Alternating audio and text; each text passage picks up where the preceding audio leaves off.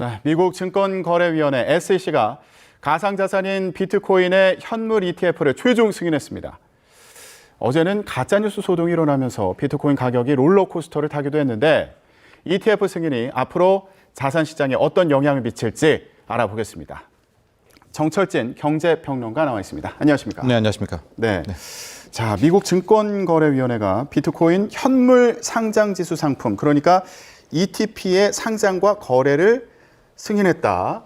이런 뉴스가 이제 새벽에 나왔습니다. 네. ETP라고 해서 좀 낯설었거든요. ETF랑은 다른 개념입니까? 지수 추정 상품이다 이렇게 보시면 될 것 같습니다. ETF라는 게 Exchange Traded Fund고요. 이것은 네. Exchange Traded Product의 개념인데 이게 너무 익숙한데 좀 더 설명을 하자면은 어떤 지수 추정하는 펀드들이 있잖아요. 예. 우리가 그래서 인덱스 펀드라고 하는데 펀드라고 한다면 우리가 어디 가서 가입을 하고 환매를 하는 개념인데 이것을 쪼개서 주식시장에 상장을 시킨 겁니다. 예. 그래서 우리가 이걸 상장지수 펀드. 그렇기 때문에 이건 실질적으로 우리가 주식 거래하듯이 분초 단위로 사고팔고를 할 수 있게 만든 것이고요. 근데 여기서 이제 굳이 ETF가 아니라 우리 이제 편의상 비트코인 현물 ETF라는 표현을 쓰는데 ETP가 정확한 명칭입니다. 그러니까 상개념인 거죠? 예, 상품이다라는 개념이었었고 예. 뒤에 또 설명을 하겠지만은 아직까지 주식으로서의 개념은 허락하지 않는다고 했거든요. 그러니까 주가 거래소에서 비트코인이나 이더리움은 받아주지는 않겠다. 이건 암호화폐 거래소에서 해라는 이제 선은 그었습니다. 근데 우리가 일반적으로 반도체 업종 ETF다라고 예. 한다면 거기에는 삼성전자, 우리나라요. 하이닉스 들어있잖아요. 그건 쪼개서도 주가 거래를 할 수 있지 않습니까? 예, 그런데 이것은 따로 비트코인을 떼어서는 거래할 수가 없는. 그러니까 금이라든가 석유 같은 일종의 프로덕트로 바라봐서 상장을 승인을 했다 이렇게 보시면 될 것 같습니다. 그러면 앞으로 비트코인 같은 경우에는 비트코인을 직접 사고 팔 수도 있고 아니면 이 ETF 상품을 통해서 네. 간접적으로 거래를 할 수도 있게 됐다. 네. 이렇게 이해하면 될까요? 그렇습니다. 직접적으로 코인을 사고 팔려면 암호화폐 거래소에 가시면 되고요. 이제 비트코인을 직접 거래소는 아니고 그러나 이 비트코인 현물 ETP도 가격의 움직임은 비트코인과 같이 움직이는 거거든요. 예. 그렇기 때문에 왜 근데 ETP를 활용을 했느냐? 이렇게 될 경우에는 실질적으로 연금 계좌에 미국인들의 이제 들어갈 수가 있는 이런 여러 가지 편의성들이 있습니다. 예. 그렇기 때문에 그런 또 다른 수요층을 공략할 수가 있게 되는 거죠. 그렇군요. 자, 시장의 반응이 어떤지 일단 이거부터 좀 봤으면 좋겠는데 이 소식이 전해지고 나서 시장에서 반응이 좀 어땠습니까? 해프닝이 한 번 있었어요. 그러니까 어제 새벽에 한 번 일종의 가짜 뉴스. 근데 정확히는 지금 가짜 뉴스는 아니고요. 왜냐하면 오늘 새벽에 발표됐던 내용과 동일했거든요. 예. 그러니까 지금 해킹을 당했다라고 보는 게 될 것 같습니다. 그러니까 이 승인됐다는 재료가 한 번 먼저 나왔다가 오보다 이렇게 됐을 때 예. 급등을 했다가 급락을 했었거든요. 예. 그에 비해서 이제 진짜 승인이 났을 때는 크게 시장이 지금 요동치지는 않고 있고요. 일정 부분 상승하는 한 46,000달러에서 지금 움직이고 있는 이런 겁니다. 예. 그런데 전일 일종의 이제 해킹이 돼서 나왔던 승인됐다라고 했을 때는 순간적으로 47,000달러 이상 튀어 올랐었거든요. 그 정도는 아닙니다. 그리고 또 하나가 일단 이제 이게 재료의 일종의 소멸이지 않습니까? 그래서 당장 지금 반응보다는 하루 이틀 다음 주까지 본다면 이번에 승인이라는 것이 정말 재료의 소멸인지 예. 아니면은 코인, 특히 비트코인의 새로운 시세가 출발하는 대시세의 출발인지는 한 1, 2주일 좀 더 확인해 볼 필요가 있겠죠. 그렇군요. 지금 거래소 상황을 보면은 뉴스가 전해지고 나서 이제 올랐다가 또 네. 좀 떨어졌다가 네. 이런 상황이 조금 또 올랐다. 그러니까 예. 지금 45,000 이상에서는 움직이니까요. 46,000달러에서는. 그러니까 어제 먼저 나왔던 뉴스에서 힘을 한번 다 뺐다. 이런 표현도 맞을 것 같습니다. 예. 앞으로 전망에 대해서도 잠시 후에 좀 더 네. 구체적으로 얘기를 해보기로 하고요. 그런데 그동안 미국의 증권거래위원회 같은 경우에 가상화폐에 회의적이지 않았습니까? 네. 그동안 어떤 입장이었죠? 지금까지도 회의적이고요. 이거 승인은 했지만은 그 다음에 증권으로서 주식으로서는 아직까지 선을 그는 그런 입장이었었는데 예. 이번에 그렇다면 왜 이 ETP는 승인, ETF는 승인을 했는가라고 하면 몇 가지 제약 조건을 만들겠다는 자산운용사들에게 줬는데 자산운용사들이 이걸 다 받았습니다. 환매할 때 현금으로도 환매해주겠다. 수수료도 어마어마하게 낮췄어요. 지금 수수료 경쟁도 치열하고요. 마켓 메이커 노릇도 뭐 철저히 하겠다라고 해서 예. 그러니까 본격적으로 허락을 했다라는 표현보다 허락을 승인을 안 해줄 수 없었다라는 표현이 더 정확할 것 같아요. 예. 왜냐하면 조건들을 다 맞춰서 왔기 때문에 물론 뭐 비트코인 같은 경우에도 누가 얼마를 갖고 있고 지분 구조가 어떻게 되고 뭐 이더리움은 누가 몇 프로 갖고 있는지 모르죠. 그렇기 때문에 계속해서 주식으로서의 인정할 수는 없다라고 하지만 예. 우리가 프로덕트 개념에서 보면 석유라든가 금이라든가 뭐 얼마나 매장돼 있는지 누가 갖고 있는지는 알 수 없잖아요. 그럼에도 불구하고 원유 ETF, 금 ETF가 상장돼서 ETF로 거래되고 있지 않습니까? 예. 아마 그런 거의 일환으로 파악을 하지 않았나 싶습니다. 앞서서 간단히 말씀은 해주셨습니다만 이번 ETP 승인이 곧바로 암호화폐를 승인하는 건 아니다. 네. 예, 이렇게 또 얘기를 했잖아요. 네. 미국 증권거래위원회에서. 예. 이건 어떤 의미가 있는 겁니까? 앞서 말한 그 의미입니다. 이제 왜냐하면 이 ETF가 승인됐기 때문에 그렇다면은 이제 암호화폐라는 자체도 또 하나의 공신력 있는 투자 자산으로 거래소에 올라갈 수 있지 않냐, 이런 기대까지 이어질 수가 있는데 이제 그건 절대 아니다라고 완전히 선을 걷더라고요. 예. 지금 있는 주식 거래를 하는 네. 그 증권 거래 시장에서 거래할 수 있는 상품으로 인정한 건 아니다. 내지는 그에 준하는 상품으로도 인정하지는 않는다라고 이제 일종의 선을 걷죠. 하지만 이 가격 지수를 따라가는 상품에 대해서는 상장을 하고 거래할 수 있도록 허가하겠다. 네, 허가를 한 거죠. 예, 승인을 낸 거고요. ETP가 승인이 난 거고 이렇게 되면 뭐가 좋냐면 이제 대형 자산 운용사들이 이 상품을 내놓을 것 아니겠습니까? 바로 이제 11개들이 운용을 하게 될 텐데 예. 쟁쟁합니다. 블랙록이라는 곳도 있고요. 돈나무 언니의 아크 인베스트먼트도 있고 피델리티라는 정말 전통적인 대형 세계적인 자산 운용사들이죠. 이제 이들이 저마다 상품을 출시를 하게 되는데 예.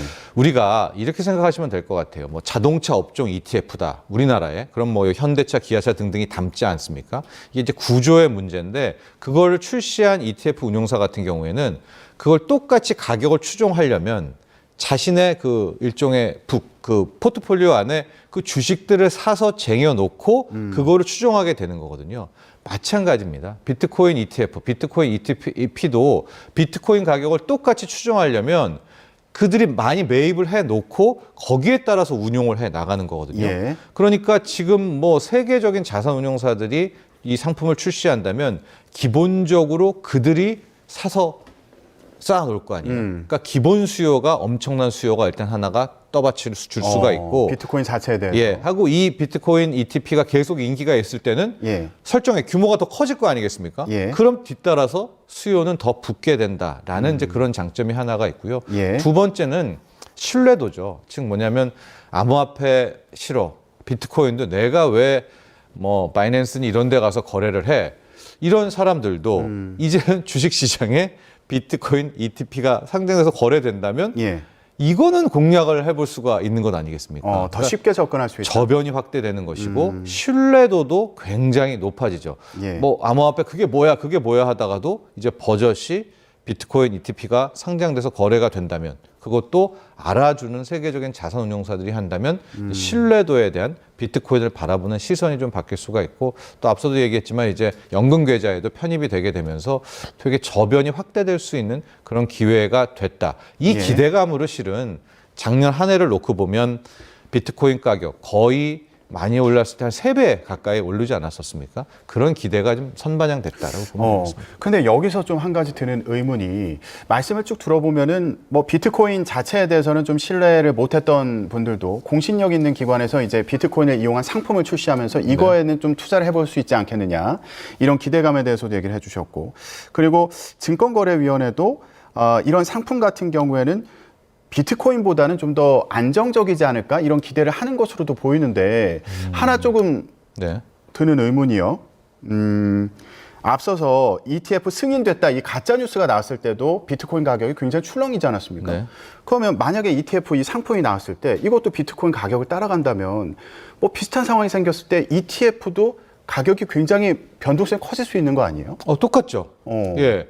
그러니까 비트코인 가격을 추정하기 때문에 예. 비트코인 자체가 암호화폐 거래소에서 급등락을 하게 된다면 당연히 ETF도 그 가격을 추정하니까 급등락을 하게 되겠죠. 그러니까 예. 아마 지금 앵커께서 의문시 되는 것은 이제 더 덩치가 커진 곳들에서 운용을 하게 되니까 만에 하나 비트코인의 가격이 위아래로 휘두르게 될 때 더 많은 양을 사고 팔 테니까 변동성은 더 커질 수 있지 않느냐, 아마 그런 질문이신 것 같은데 제가 그런 드리는 우려는 질문은, 분명히 있습니다. 예.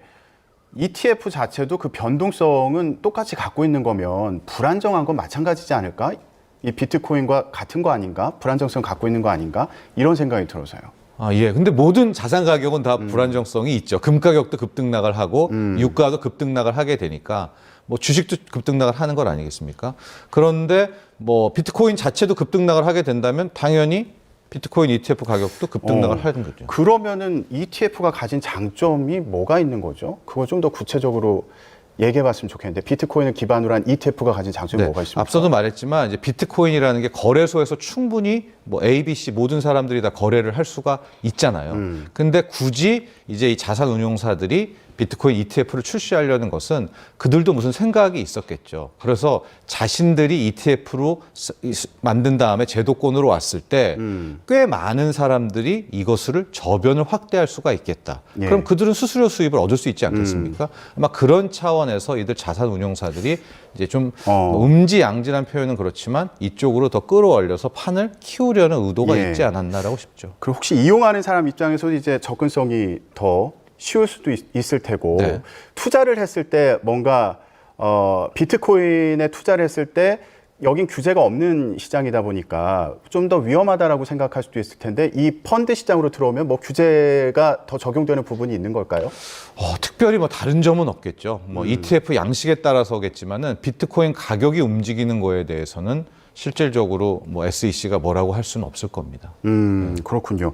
앞으로 ETF 상품이 출시됐을 때 어떤 장점이 있는지는 이 부분은 좀 더 봐야겠네요. 그럼 시장에서 어떻게 움직이는지. 그렇습니다. 하고 앞서도 얘기했지만은 급등락의 가능성은 더 커졌을 수가 있어요. 변동성 같은 경우에는. 왜냐하면 그런 움직임을 추종하게 되면서 또 뭐 과하게 움직일 수가 있는 것이고요. 예. 앞으로 이제 현선물도 같이 활용할 수가 있기 때문에 그 둘을 이용하려는 또 큰 손들이 나올 수가 있거든요. 차익 거래를. 그런 여러 가지들의 어떤 변수들은 남아 있는 것 같습니다. 예. 자, 그러면 그 얘기에 이어서 앞으로 비트코인 가격은 어떻게 움직일지 전망이 여러 가지가 나오더라고요. 네, 뭐 많이 보는 경우에는 지금 20만 달러도 있고요. 또 좀 부정적인 곳에서는 3만 달러도 깨질 것으로 본다. 그러니까 2억부터 뭐 3천만 원까지 완전 레인지가 크죠. 아유. 이제 결과적으로 앞으로 나올 이제 첫 번째 재료는 소멸이 된 겁니다. 이 ETF 승인이라는 재료는 소멸이 됐고요. 두 번째 재료가 반감기에 대한 이슈가 남아 있어요. 예. 그래서 이제 올 4월이 되면 반감기를 또 맞이하게 됩니다. 이렇게 될 경우에는 좀 복잡하기는 한데 이제 문제 풀기가 굉장히 어려워져서 보상이 이제 잘 안 나와요. 그러니까 채굴한 양이 이제 줄어들는 뭐 이렇게 생각하시면 될 그럼 텐데 가치가 더 올라가는 거 그렇죠. 아니에요? 공급이 예. 줄어들게 돼서 뭐 역대적으로도 반감기 근방에서는 또 가격이 튀어 올랐던 그런 사례들이 있었는데 이 반감기의 그 이슈도 이게 작년 오른 거에 뭐 선반영됐는지 아니면 그 반감기 앞서 또 한 번 더 점프업을 할지는 뭐 그건 누구도 알 수 없는 부분인데 이제 두 번째 재료가 있겠고요. 그것도 이제 소멸인지 확인을 해야 되고 마지막 세 번째는 역시 그래도 금리 하락, 달러 약세 이 재료가 매크로 재료가 아닌가 싶습니다.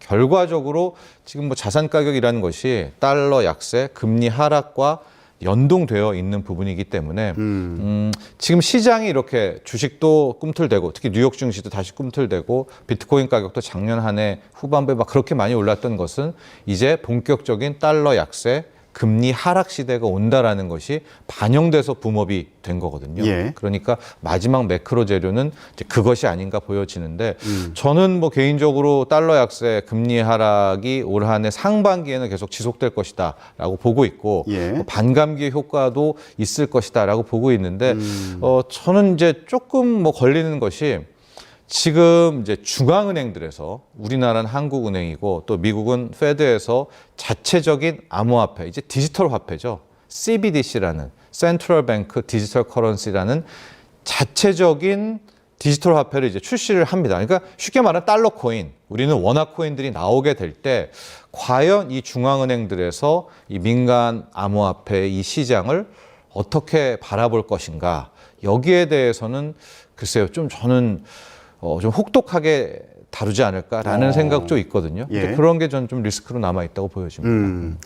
뭐 그동안 1년 사이에 이미 가격이 많이 올랐다 이런 얘기를 하면서 강북 아파트 평단가에서 강남 아파트 평단가까지 올라갔다 뭐 이렇게 비유하는 네. 경우도 있더라고요. 예, 그렇습니다. 예. 이미 기대감이 많이 반영됐다 이런 의미로 해석을 그렇죠. 해봐도 되겠습니다. 시장은 똑똑하니까 모든 재료들을 더 빨리 이제 반영을 했었을 텐데 지금 이제 뭐 비트코인을 비롯해서 암호화폐 쪽에 또 이제 이쪽을 좋아라 하시는 분들은 예.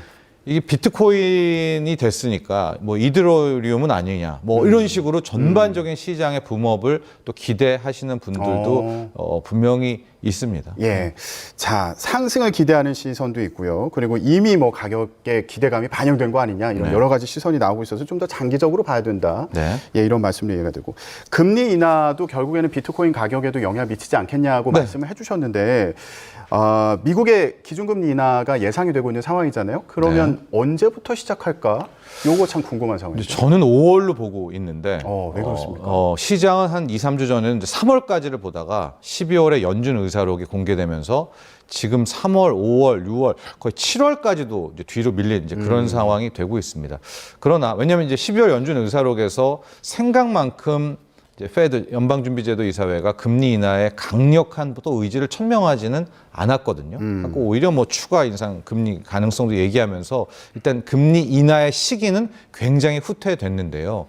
중요한 부분은 이제 앞으로 지표들이 계속 나올 거거든요. 물가 지표도 나올 것이고 고용 지표도 나올 것이고 이런 것들이 나올 때마다 이게 뭐 3월이야, 5월이야, 7월이야 아니면 금리 인하를 3번에, 4번에, 5번에가 계속 바뀔 가능성이 높아요. 그러니까 즉 과거의 연준은 이런 지표 데이터를 참조는 하지만 본인들이 이끌어서 가거든요. 그러니까 지표가 어느 정도 나오더라도 한번 금리를 세게 올린다라고 하면 그냥 끝까지 올리고 좀 만족스럽지 못해도 한번 경기 부양을 위해서 금리를 내린다라고 하면 끝까지 내리고 뭐 이런 좀 주도적인 입장의 연준이었다면 지금 제롬 파월 의장의 연준은 상당히 수동적입니다. 그러니까 지표 보고 오히려 시장 연준 우리가 같이 움직이는 이제 이런 대목으로 바뀌었기 때문에 네. 당장 오늘 밤 나오게 될 뭐 12월 소비자 물가 상승률 또 다음 달 초에 나오게 될 1월에 미국의 고용시장 이런 것들에 따라서 계속해서 그런 횟수라든가 뭐 시작점이 바뀔 것도 같습니다. 네, 알겠습니다. 미국의 금리 인하 전망까지 짚어봤습니다. 네, 지금까지 정철진 경제평론가와 함께했습니다. 말씀 고맙습니다. 감사합니다.